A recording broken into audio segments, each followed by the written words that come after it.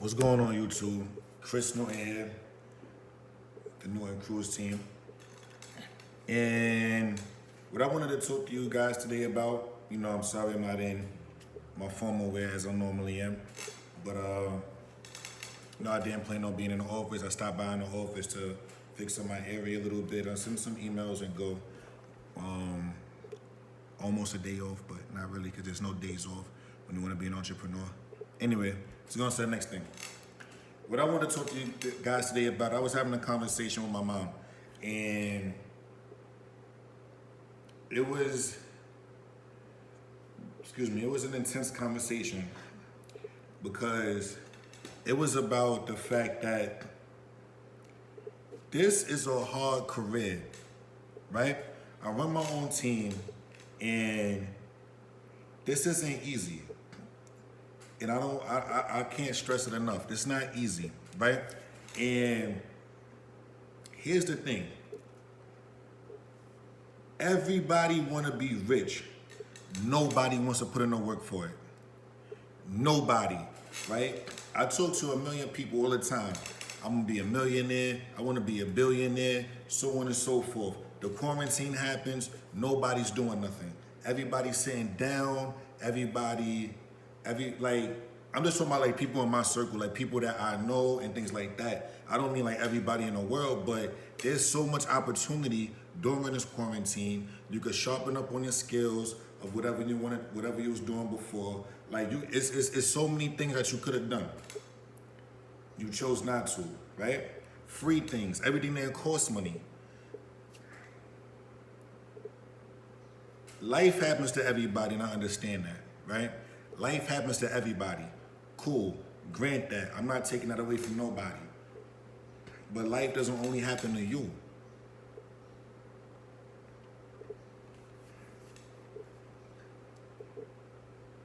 What I don't understand is,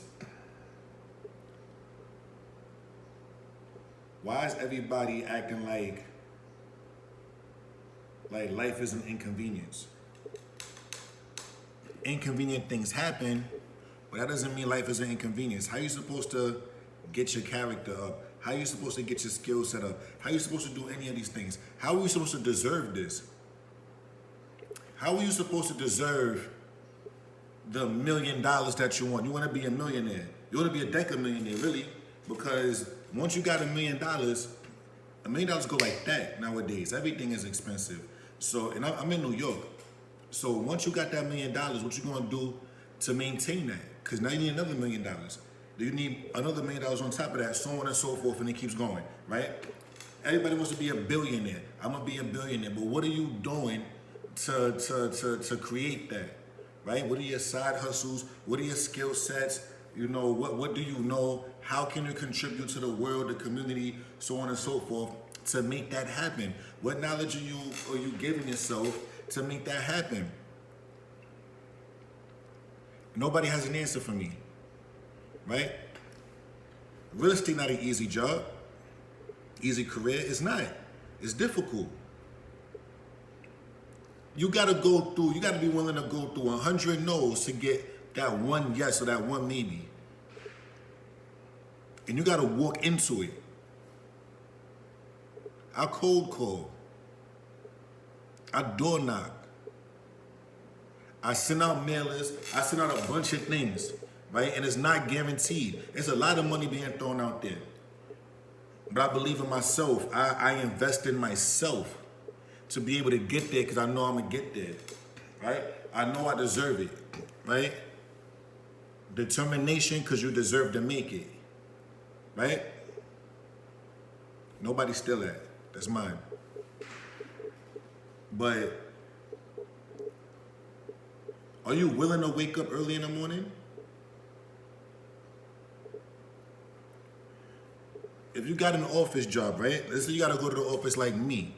Are you willing to leave your things in the office that's going to inconvenience you, right? Like, it'll be a lot easier if I just have my paperwork on me all the time, because now I don't got to go to the office. But what do? I keep my paperwork in the office. So I'm willing to travel 30, 45 minutes, an hour out of my way to be in that environment. Are you willing to wake up early to do that? If you had a 9 to 5 job, right? And I'm talking to the entrepreneurs right now, right? No offense to everybody else. I'm talking to the entrepreneurs for this particular moment. You had a 9 to 5. Let's say you're in Brooklyn, right? And sorry, everybody that's not in New York is familiar with the distance I'm about to say. But let's say you're in one part of town, right? But you had to travel for that 9 to 5 job an hour away for that paycheck. You would do it, right? So why, when you're an entrepreneur, a real estate agent, you don't want to go no further than 20 minutes from where you are? If I had a job in Brooklyn, if I lived in Brooklyn and my job was in Manhattan or my job was in the Bronx, an hour and a half away, I'd be going there, right? For that $10, $15 an hour, whichever. I'd do that. But to work for myself, I'm not willing to go an hour and some change out my way. What? What? You think I'm not gonna circle prospect for my clients that I'm talking to, my sellers? I made 1 million calls to get to that seller. You don't think I'm not gonna make 1 million more calls to let that seller know I'm working hard for them? Wait. I'm contacting my sellers, I'm letting them know, listen, I'm sorry, this is what's happening with the property. We're not getting the response that we wanted, so on and so forth. This is what I suggest, right? This is what I'm doing. I'm going over CMAs. I'm sitting down with my team. What can we do to sell these properties?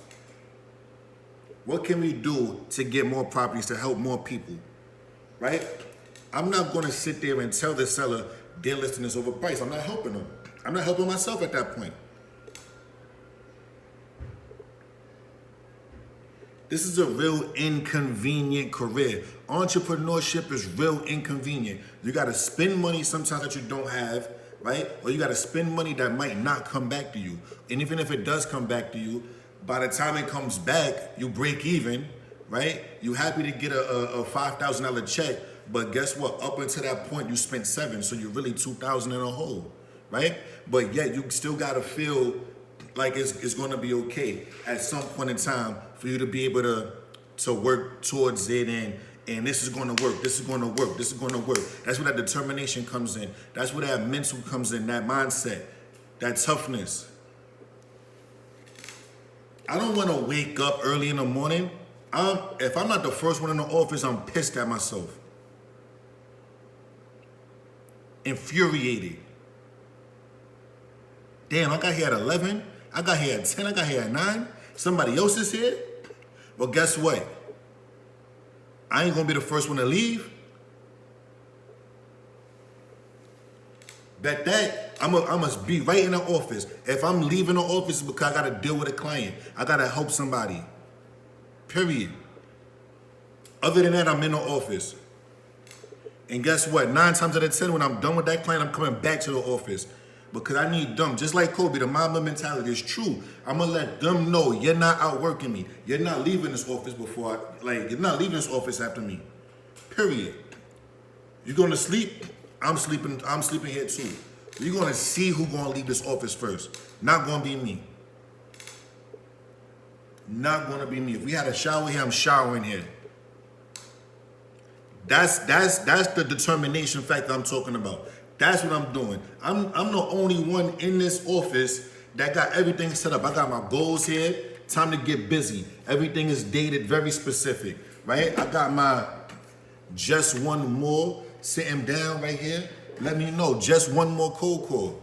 Just one more email. Just one more. Because number 50 might not do it. It might be 51, right? I got my charging station, everything. My cards, pen, the pencil holder, everything. Everything is here. Set up. Set up.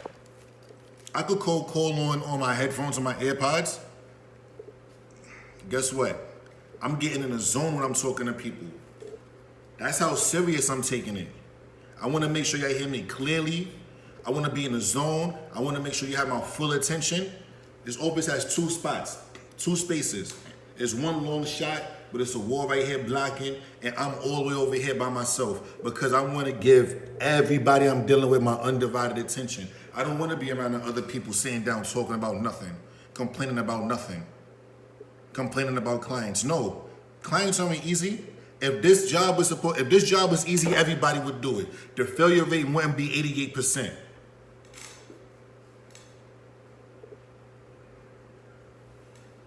I gotta do 95% of the things I don't want to do, but it's gonna get me where I want to be at. Again, I don't want to wake up early in the morning. I don't want to make 100+ phone cold calls a day. I don't want to hear 50 no's before I get to that maybe. I don't want to follow up a million times, but I'm gonna do it. You think I want to do an open house every week? You think I want to leave my daughters and tell babies, I'm sorry, daddy gotta go because a client wants to see a house, knowing 9 times out of 10 they might not want it? You think I want to jump over a gate because the listing agent chain lock the gate and stuff like that? I'm in a suit. I gotta jump over the gate with the buyer to see the house 2 hours away? True story. Things I've really done. I don't want to do that. I have on a nice suit, very expensive shoes. If I rip my suit, I'm going to be vexed. But guess what? I'm jumping over the gate because that's how dedicated I am. That's how dedicated I am. We're going to jump over this gate. The listing agent forgot the key. He's 20 minutes away. You only got 10 minutes. Let's jump over the gate because the door's open, he said. And guess what? We jump over the gate. It's a 10-foot gate. We jump over the gate. We jump back. You want to see it again tomorrow? Where's the listing agent? Oh my gosh, the listing agent still doesn't have the key. We're going to do it again because your mom wants to see it. Unfortunately, mom has to jump the gate too. But guess what? Mom is athletic, so mom jumped the gate better than me. It's not things I want to do, but that's what I have to do. My mother always told me, do what you gotta do to do what you want to do. Period.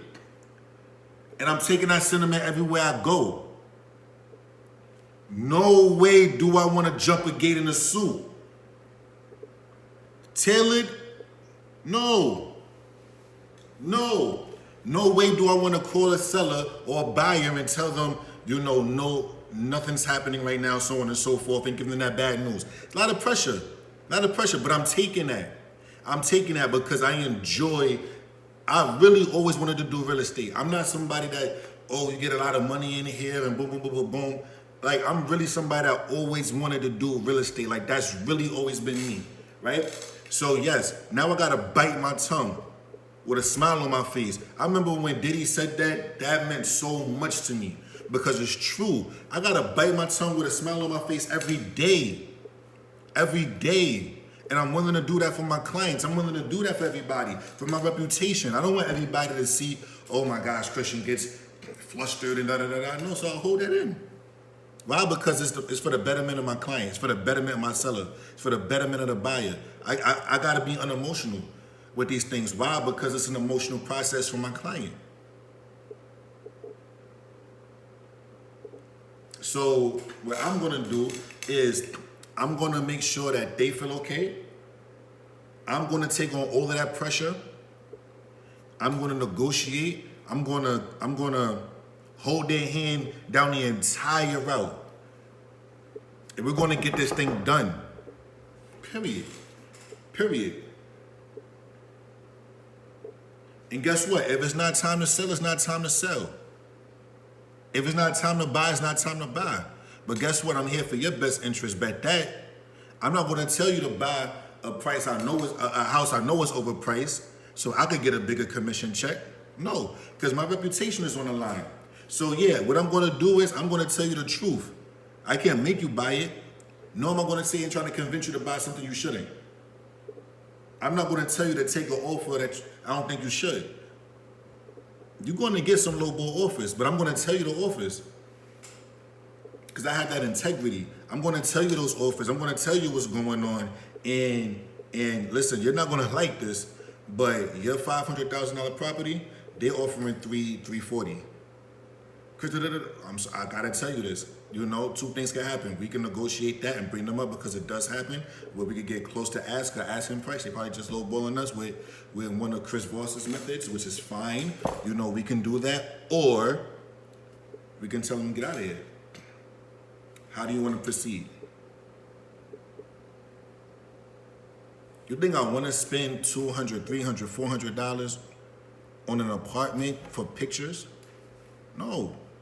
I'd rather take it from my phone and see if it'll sell that way. But I'm not, because if I'm asking you for 6%, that's top right there. So I'm going to give you top quality. So yes, I'm going to invest in a 5.2K camera and take that video. I'm going to invest in a professional real estate photographer and take those photos.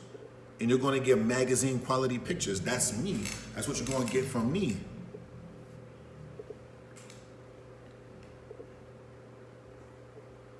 I got two bosses. My bosses, their names right now, because I don't know later on down the line. Cadence Newton and Melody Newton. It's my daughters.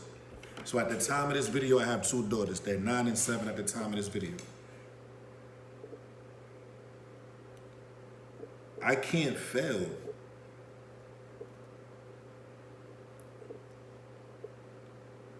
I can't let them down. So I'm going to come to the office every day. I'm going to make these cold calls. I'm going to push and be resilient and develop the thick skin, because I cannot let my bosses down. I cannot let my daughters down. They're dependent on me. And I mean it. I'm not just saying it for sympathy. I mean it. They're depending on me. You know how your boss don't eat like this? It's a figurative language. Like, my daughters don't eat. I don't make money. Everybody knows who my daughters are. And if you guys don't, you guys are going to get to know them very soon. Trust me. My daughters deserve the best. So I'm going to get them there. Period. And real estate is going to be the engine to push that. So I'm not letting my clients down, because if I let my clients down, I'm letting my daughters down. So when I look at my sellers, I'm looking at my daughters. When I'm looking at the buyers and the renters, I'm looking at them. No matter how frustrated I am, I'm looking at my real bosses. Because if I don't sell this property, I'm letting my daughters down. And I cannot fail my daughters. I'm sorry for shaking, but I cannot fail my daughters. I can't let them down. So I gotta put that work in. I gotta bite my tongue with a smile on my face. I gotta wake up early. I gotta do the 95% of things that I'm doing that I don't like. I gotta do it. Why? Because my why are my daughters. Cadence Newton, Melody Newton. Those are my daughters. Those are my bosses. I can't let them down.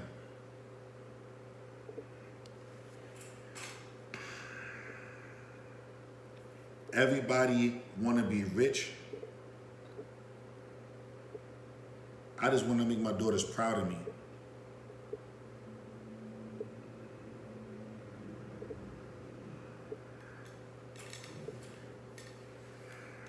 Talk to you guys soon.